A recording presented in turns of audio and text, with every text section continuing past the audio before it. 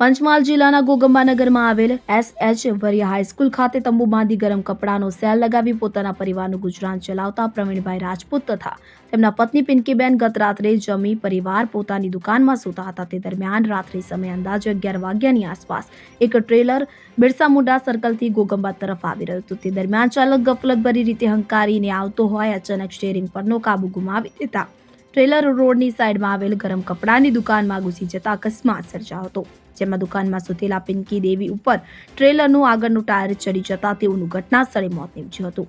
તેમજ તંબુ નીચે દબાયેલા પ્રવીણ રાજપૂતે બૂમાબૂમ કરતા આસપાસથી લોકો દોડી આવ્યા હતા અને પ્રવીણભાઈને બહાર કાઢ્યા હતા.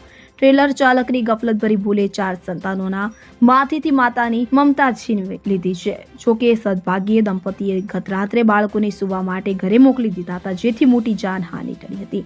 આ બાબતની ફરિયાદ મુખ્તિયારસિંહ રાજપૂતે રાજગઢ પોલીસમાં મથકે નોંધાવી હતી. રાજગઢ પોલીસે ટ્રેલર ચાલક મદન લાડુ કથક સામે કાયદેસરનો ગુનો નોંધી આગળની કાર્યવાહી હાથ ધરી છે.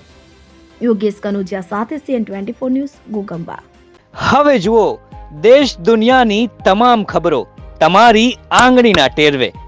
ઉઠાવો મોબાઈલ અને Google Play Store પરથી ડાઉનલોડ કરો અમારી CN24 ન્યૂઝ મોબાઈલ એપ.